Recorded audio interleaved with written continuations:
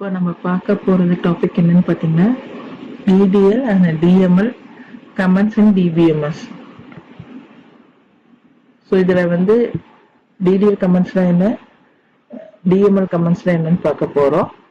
First basic டிபிஎம்எஸ்னால் என்னன்னு தெரிஞ்சுக்கோ. இப்போ நம்ம கொடுத்துருக்க பேக்எண்டில் பார்த்து நம்ம கொடுக்குற ரெக்கார்ட்ஸ் எல்லாமே எப்படி சேவ் ஆயிருக்கணும், உங்களுக்கு டேபிளர் காலம்ல சேவ் ஆயிருக்கும். அந்த டேபிளை மெயின்டைன் பண்ணிட்டு அந்த டேபிள் ஏதாச்சும் புது ரெக்கார்டை இன்சர்ட் பண்ணுறது, இல்லை ஏதாச்சும் ரெக்கார்ட் தேவைன்னா நமக்கு ரிட்ரைவ் பண்ணுறது, அப்டேட் பண்ணுறது, இது எல்லாத்தையுமே மேனேஜ் பண்ணுற சிஸ்டம் தான் டேட்டாபேஸ் மேனேஜ்மெண்ட் சிஸ்டம். ஓகேங்களா. இதுக்கு நம்ம யூஸ் பண்ணுற லாங்குவேஜ் பார்த்தீங்கன்னா query லாங்குவேஜ், எஸ்கியூஎல் லாங்குவேஜ் தான் நம்ம யூஸ் பண்ணுவோம். ஸோ அந்த கமெண்ட்ஸை வந்து எஸ்கியூஎல் இருக்கிற கமெண்ட்ஸ் எல்லாத்தையுமே வந்து 4 கேட்டகரிஸை நம்ம ஸ்ப்ளிட் பண்ணிக்கலாம். ஒன்று வந்து DDL data definition language, DML data manipulation language, data control language and transaction control language. So அதில் இன்னைக்கு நம்ம பார்க்க போகிற டாபிக் என்ன பார்த்தீங்கன்னா டிடிஎல் அண்ட் டிஎம்எல். ஸோ டிடிஎல்ங்கிறது என்னன்னு பார்த்தீங்கன்னா டேட்டா டெஃபினிஷன் லாங்குவேஜ். நான் ஏற்கனவே உங்ககிட்ட சொல்லியிருக்கேன், டேட்டாபேஸ் சிஸ்டம்ல நம்ம கொடுக்குற ரெக்கார்ட்ஸ் எல்லாமே டேபிளர் காலம்ல தான் சேவ் ஆயிருக்கும்னு சொன்னேன். ஸோ அந்த டேபிளர் காலம் ஸ்ட்ரக்சருக்குள்ள அந்த டேபிள் ஸ்ட்ரக்சர், அந்த டேபிள் ஸ்ட்ரக்சர்ல பண்ற எல்லாமே கிரியேட் பண்றதுக்கு, அப்டேட் பண்றதுக்கு, இல்லை அந்த டேபிளை டெலீட் பண்றதுக்கு,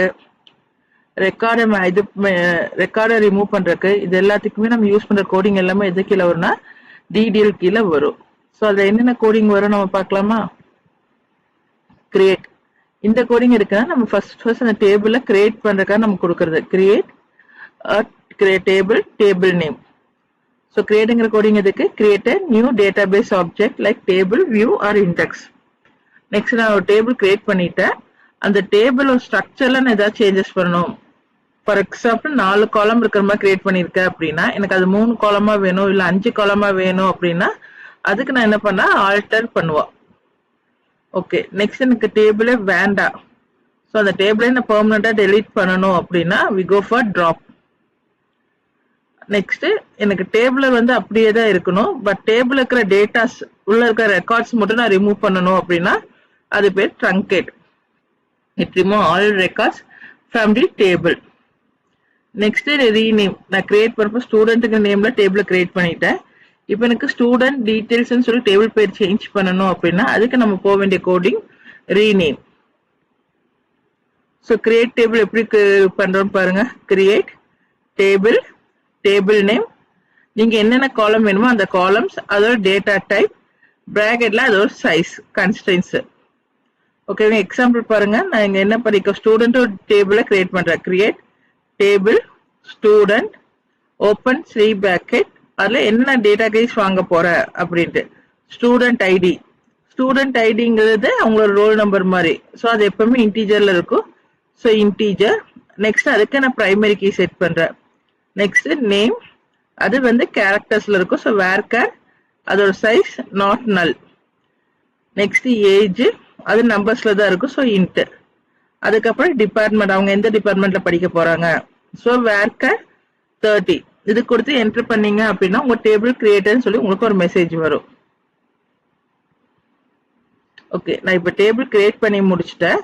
நான் கிரியேட் பண்ணதுல வந்துட்டு 4 காலம் தான் இருக்கா, இல்லை நாங்க ஃபோன் நம்பர் காலம் நம்ம வாங்கல.